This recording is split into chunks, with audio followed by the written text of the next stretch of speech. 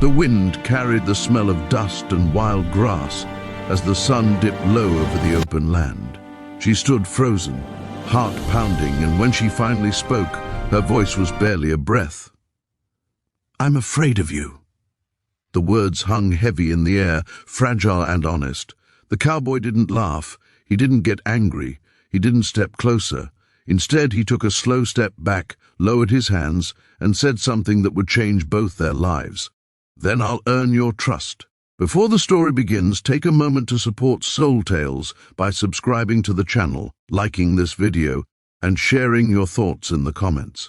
Your support helps these stories reach more hearts, and your voice keeps kindness alive. The small town of Red Hollow sat quietly at the edge of the plains, the kind of place where everyone noticed a new face. Wooden porches creaked, pickup trucks lined the dirt road, and the sky felt bigger than anywhere else. People here were friendly but cautious. Life had taught them to be. Emma arrived in Red Hollow with one suitcase and a past she didn't talk about. She rented a tiny house near the edge of town, close enough to hear the coyotes at night. She liked it that way. Silence felt safer than noise. Distance felt safer than people. Her days were simple. She worked at the town diner, pouring coffee and wiping counters. She smiled when required, spoke when spoken to, and kept her eyes down. Most folks thought she was shy. Only Emma knew it was fear that shaped her quiet. Then there was Jack. Jack Callahan had been a cowboy since he could walk. Tall, broad-shouldered, with a weathered hat and calm eyes, he worked the land just outside town. His voice was slow and steady, like he never felt the need to rush. People trusted him without thinking about it.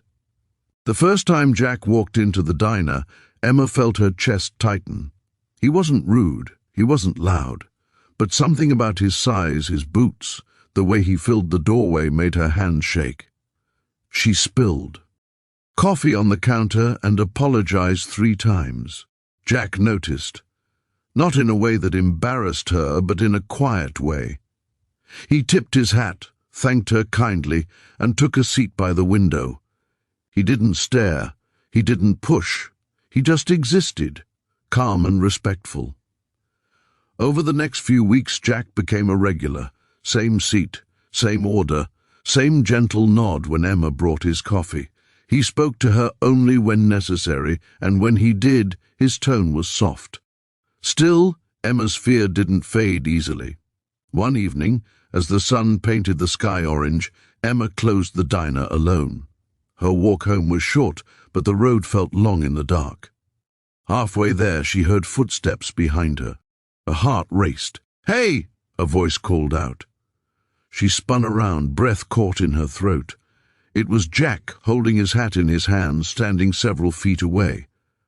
"I didn't mean to scare you," he said quickly. "I just wanted to return this. You dropped it." He gently placed her scarf on a fence post and stepped back even farther. Emma hugged herself, shaking. The fear rose fast, sharp and familiar. Without meaning to, she whispered, "I'm afraid of you." The words escaped before she could stop them. Jack didn't flinch. He didn't look offended. He simply nodded, like her fear made sense to him. "Okay," he said quietly, "then I'll earn your trust." And with that, he tipped his hat, turned around and walked away. That night, Emma cried, not because she was scared, but because for the first time someone had listened to her fear without trying to fix it or deny it. Jack kept his word. He didn't avoid her, but he didn't crowd her either. If he entered a room, he stayed near the door. If he spoke, he asked permission first. "Is it okay if I sit here? Or would you like help? Or should I give you space?" Kindness, Emma realized, wasn't loud. It was patient. Weeks passed. Then months. Slowly, her shoulders stopped tensing when Jack walked in. Her hands steadied when she poured his coffee. Sometimes she even met his eyes. And when she did, she saw no judgment there. Only care. One rainy afternoon, the diner was empty except for the two of them. The storm rumbled outside, and the silence felt different, not heavy, just quiet.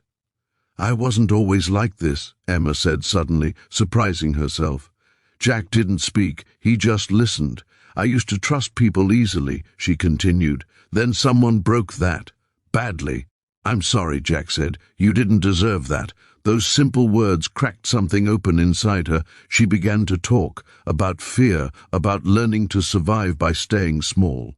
Jack never interrupted. He never asked for details she didn't offer. When she finished, he simply said, "Thank you for telling me." From that day on, trust grew in small moments. A shared laugh over burnt toast, a quiet walk where Jack stayed a respectful distance away, a time when Emma stumbled on the sidewalk and Jack asked, "May I help?" before offering his hand. Each time he gave her a choice. One winter morning, Emma slipped on ice outside her house. Pain shot through her ankle. She sat there, shaking, unable to stand. Jack happened to be riding by. He stopped, concern clear on his face. "Emma," he said gently, staying back. "You're hurt." She nodded, tears filling her eyes. "Can I help you?" he asked. "Only if you want." For the first time, Emma reached out without fear. "Yes," she said. Jack helped her up slowly, carefully, like she was something precious. He drove her to the doctor and waited outside the room. He brought groceries to her porch and left them there without knocking. That was the day Emma understood something powerful. Kindness wasn't just about being nice. It was about respecting someone's pain. As spring came, Emma grew stronger, inside and out. She laughed more. She stood taller. She even joined town gatherings, always knowing Jack would be nearby, steady and safe. One evening, as they watched the sunset over the plains, Emma spoke softly. "You earned my trust." Jack smiled, eyes warm. "You gave it to me," he said. That took courage. They didn't rush what came next. Friendship turned into something deeper, built on understanding and patience. Love, Emma learned, didn't demand. It waited. Years later, people in Red Hollow would talk about Jack's kindness and Emma's strength. But only the two of them knew the truth. That one quiet moment, when fear was met with compassion, had changed everything. Kindness didn't erase the past. It gave the future room to grow. And sometimes the bravest thing you can do is step back, listen, and say, "I'll earn your trust." As this story ends, remember this. You never know the battles someone is carrying. A gentle word, a respectful distance, a patient heart can become the beginning of healing.